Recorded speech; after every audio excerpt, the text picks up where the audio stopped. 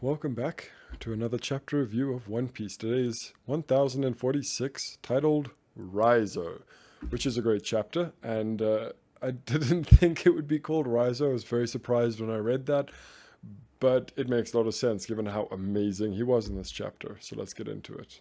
The cover story is a continuation of the Germa's Cold-Blooded Voyage, where two mysterious figures have appeared in Chocolate Town, probably to try and find the other two figures.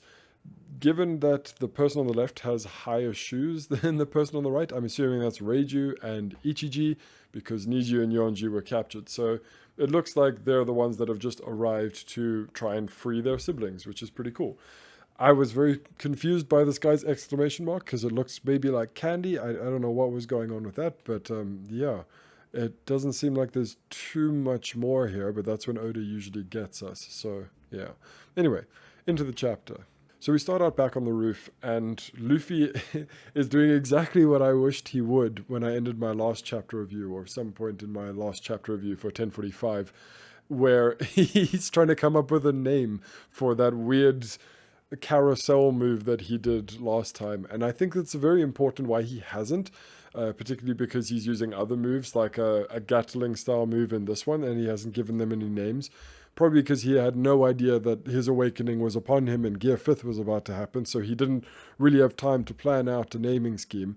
But I love that Luffy's the kind of guy who will just stop mid-fight and bouncy castle against literally the strongest opponent he's ever faced in his life to try and come up with a name for that technique. I know that Gear 5 is a lot stronger than he was with Gear 4 and all of his other things up until now, but it's still wonderful to see. And I was really excited for an attack name for that weird attack that he used last week, but I guess we're going to wait until we have the new naming scheme for Gear 5, and then he'll give it a whole new thing. I do wonder why Oda hasn't given us a new one, because usually it's one of the first things he does, especially like with Gear 4th, but I guess it's even a surprise to Luffy, so we're going to find something important out about Gear 5th, or Luffy rather will find out something important about Gear 5th that will kind of indicate to him what the naming scheme should be.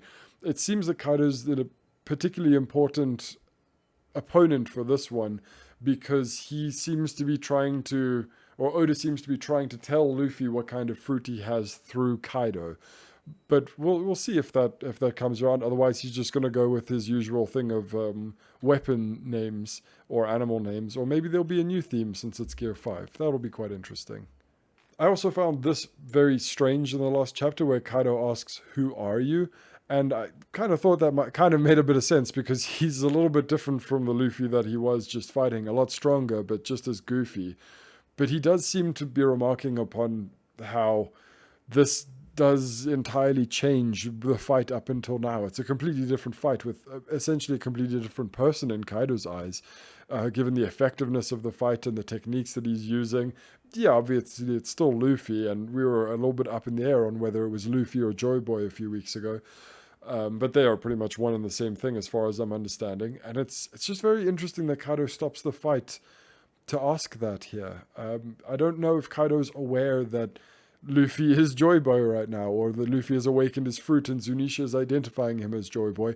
I don't think Kaido's on the level about that. I think he's just going, well, you've awakened, that's fantastic, good on you, but he doesn't know anything about Joy Boy, it seems, which is weird because he seemed to know a lot about Joy Boy before, and knocking him off the island and thinking he killed him, but he didn't become Joy Boy. So I'm really excited for a conclusion to this, but it is a little bit mystifying at the moment, to be honest. So Zunisha does seem to also understand the difference between Luffy and Joy Boy to some extent, because he can identify the drums of liberation, and he's aware that Joy Boy has died, and he knows who Luffy is, it seems, because he says something here, we should put our faith into this boy. And Luffy has been on Zou before, has been on Zunisha's back before, back in the Zou arc. And he did speak out and Luffy could hear him, but apparently he couldn't hear Luffy. So I'm sure that Zunisha is at least aware that Luffy is not actually Joy Boy, because then they would have said something back in Zou. So it is seemingly that the awakening of the Luffy's fruit, the Hito Hito no Mi, is what brings you to being Joy Boy. It is the heartbeat that is particularly different when it comes to the drums of liberation, which is very interesting, and it must have something to do with the rubber properties of the body. And maybe it's like Gear Second, where it can only work because you've got the rubber body and it's how the blood flows. It could be something like that. I'm very interested in that. So in this little cutaway that we have to Luffy saying, I'm going to be the king of the pirates, which he has done. I should actually do a counter through the whole series to see how many times he does that. I'm sure somebody's done that. Anyway, as we're getting that in this chapter, which is great, I think it's a fantastic moment for him to do it, particularly because Kaido's asking who he is. And he does the same thing that we always know he's going to do. But we cut over to his eyes, and I found this particularly interesting in 1043 when we first saw this form. And his eyes were obscured through the whole chapter until the end, where we're looking dead at him. And we've been doing that a few times for the last few chapters now.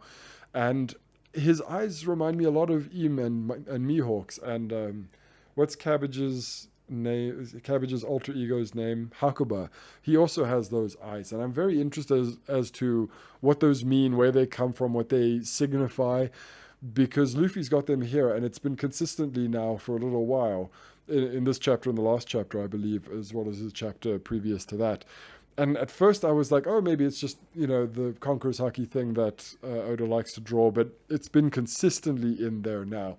So I do think there's more to it with this form and those other important characters. Well, Hakuba's not the most important, but he's very mysterious and very confusing. So maybe it has something to do with linking all those together.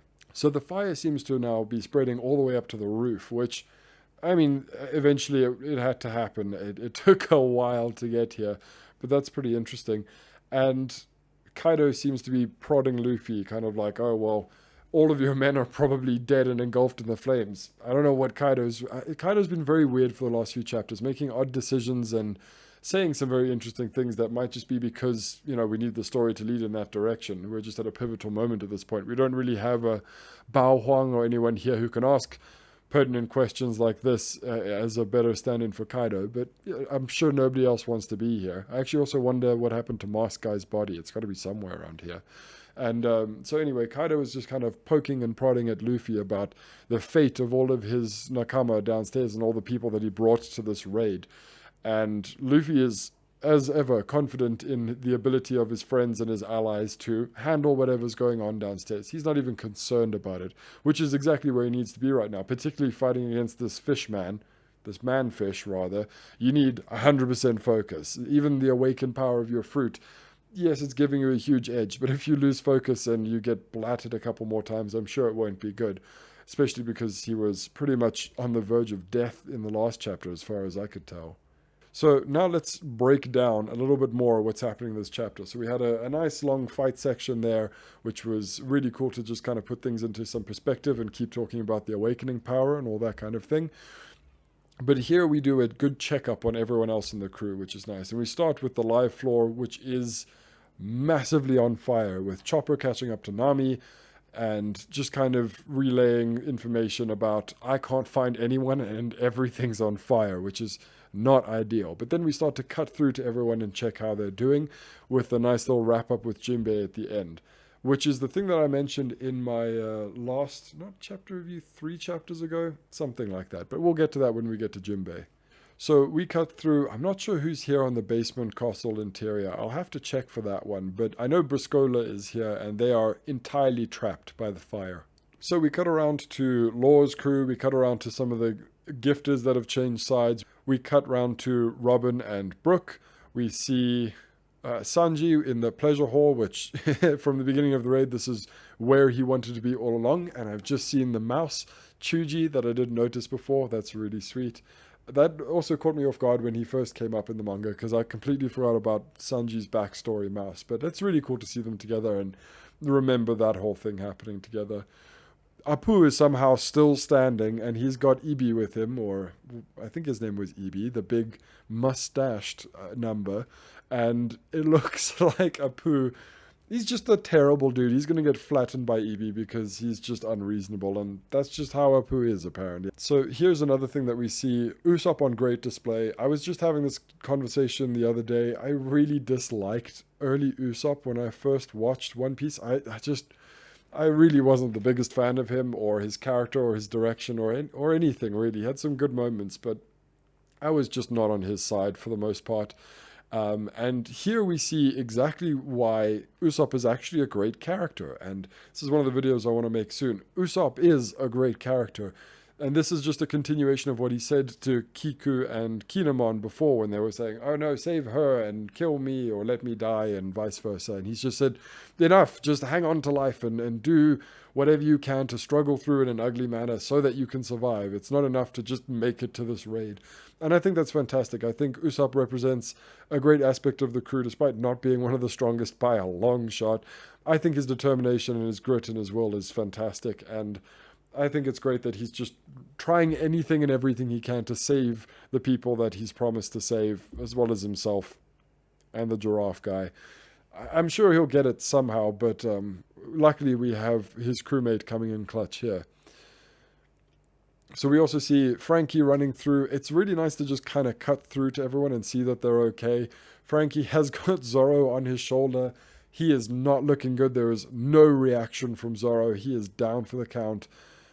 It is not looking good, but I'm sure, as Frankie says, if we get him to Chopper, he'll be okay. I really don't think we're going to be losing Zoro in the Wano arc. I mean, it would make for interesting writing, but I don't think Oda would kill off... Well, he's my favorite character. I don't know who Oda's is, but I don't think he'll get rid of Zoro. I think Oda really enjoys Zoro, and there's no chance of losing him, especially in this situation, as counterproductive as that sounds. So now we come to the titled namesake of this chapter and the brilliant thing that was being alluded to before. I did mention this in one of my other videos where it's very interesting that Raizo was found by Jinbei, and Jinbei was chasing his way through this burning building and just kind of making his way through this inferno for seemingly a very unusual reason. And the preparations that Raizo was talking about, I thought were for Orochi, but apparently it was for this, which makes a lot of sense. But this is very cool.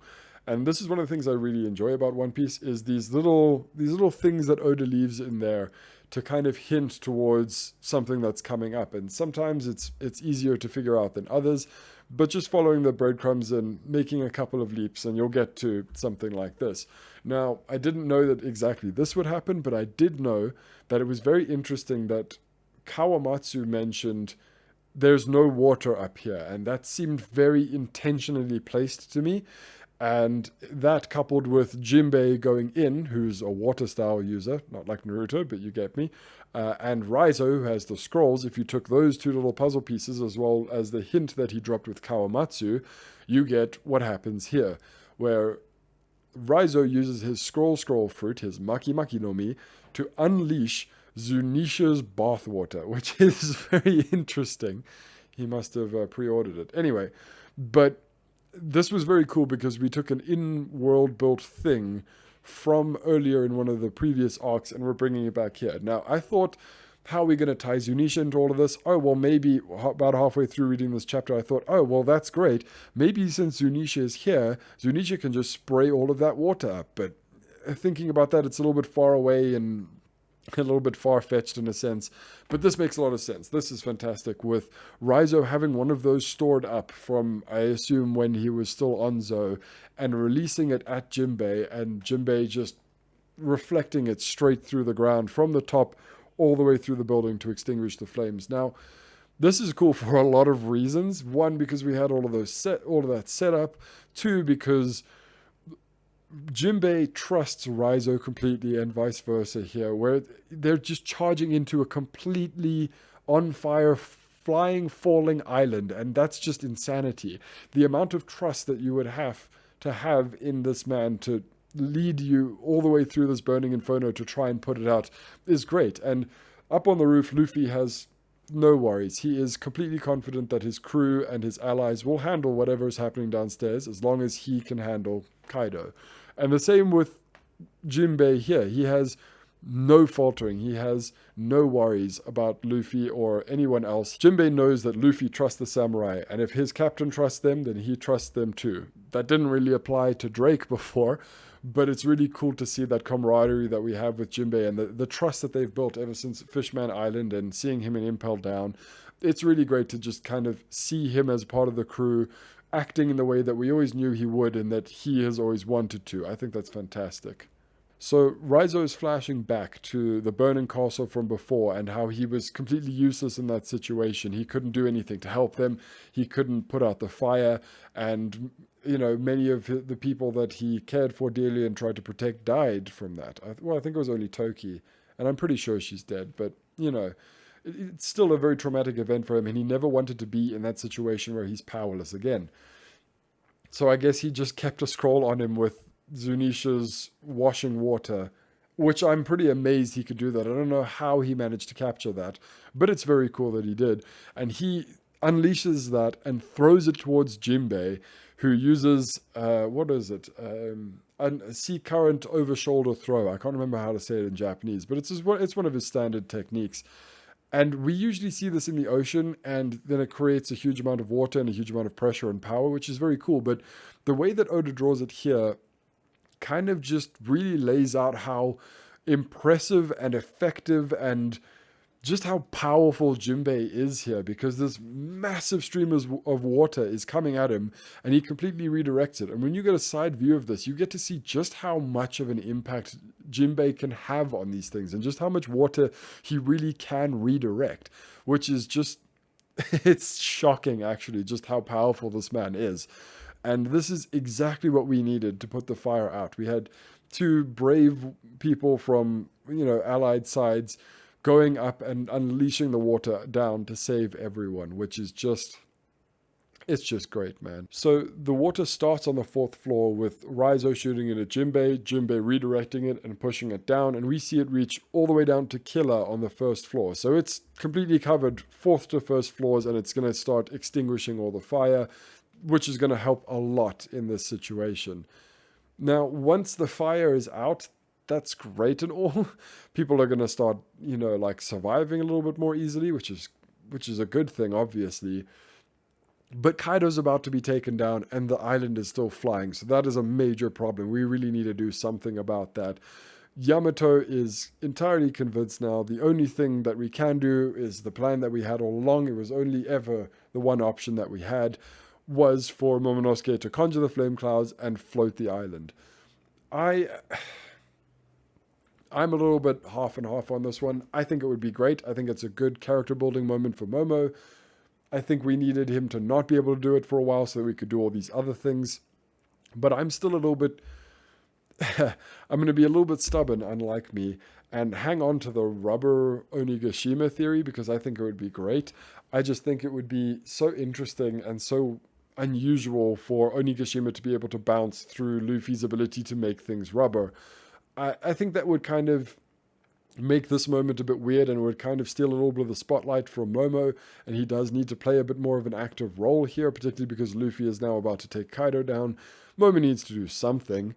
It would make a lot more sense for Momo to conjure the clouds and slowly lower Onigashima down right next to the flower capital so everyone can see what is occurring and who saved them, and there is another dragon there that is going to take the place of Kaido and protect the island. So I think Momo is probably going to stay in Wano and Yamato is going to come with us on the ship, but I think it works really well here. I would prefer Luffy to make Onigashima bouncy and then we bounce it so it can land a bit softer, but that doesn't really increase everyone's odds of survival too much, and that's a really big area for him to rubberize when he's just learned this power. So I think it's pretty safe to assume that Momo will float the island. So we're ending another chapter with Luffy and Kaido staring each other down, about to continue their little brawl that they're having.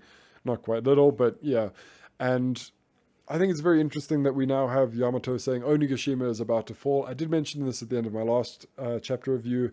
I don't think this fight is going to last that much longer. I think they're both pretty exhausted. They're both pulling out a lot of the moves that they've got. I think Kaido might have some kind of awakening beyond this. He still seems fairly calm, even though he seems to be losing his footing mentally every now and again. But I do think it's very important that Yamato is mentioning that it's about to fall. We're not going to take that. We're going to take that with a pinch of salt, just because manga and cutting to other things and all the things that we need to see and wrap up here on Onigashima. But I think the fact that we wrapped a lot of these things up and checked in with the other Straw Hats, had the moment with Jinbei and Raizo pretty much saving everyone's lives. I think probably in the next 2 chapters we're going to see the end of Kaido's fight with Luffy. We're then going to get some flashbacks. We're then going to resolve how we're landing. We're going to get Queen and King and Kaido all landing in the Flower Capital in front of everyone, completely defeated. The island landing pretty safely, hopefully safely, and the Allied forces getting out of this alive, unless something else crazy is about to happen. But yeah, that's pretty much where we are at the moment. One thing that really did catch my eye, that kind of shocked me, kind of crazy, is at the end panel, and it took me a couple reads to notice this, Luffy is literally grabbing lightning out of the air. I don't know what is happening there. I don't know why he would be doing that. I don't know if he has always been able to do that. Maybe he's summoning lightning. I don't know, but I'm super excited to see this next chapter and see a little bit more of the fight. See Kaido gain a little bit more footing, and then Luffy use a really inventive and unusual way to take him down for good and just blast him straight off the island and into the Flower Capital. I think it's going to be great. We should really just keep our eyes out for more things like what happened with Jinbei and Raizo here, because this was, let's not say easily noticeable or easily foreshadowed or very, very well laid out so that we can see it, but the signs were definitely there. It's one of those things that you see and you go, oh, that's of course what these things were pointing towards. We just didn't see it without the retrospective view of what was actually occurring, which obviously is easier, but some of these things are possible to predict given the hints that Oda leaves us. If we look at our puzzle pieces and all the things available to us, we can generally find something very, very fitting for what's going to be coming up in the story and speculate about it. But yeah, what a wild chapter. I think it was genuinely amazing. I recorded for a little bit longer than I would have liked, but that's okay. We now have a break. There is a break next Friday, and then we've got 1 chapter and then another break the week after that. So we've got about 2 weeks now, and I can delve into some of the things that I've talked about in these last few chapters and make single videos about those and like really chunk down and get more in depth with those things. So that's the plan anyway. So yeah, that was chapter 1046, Raizo, and I'll see you soon. Cheers.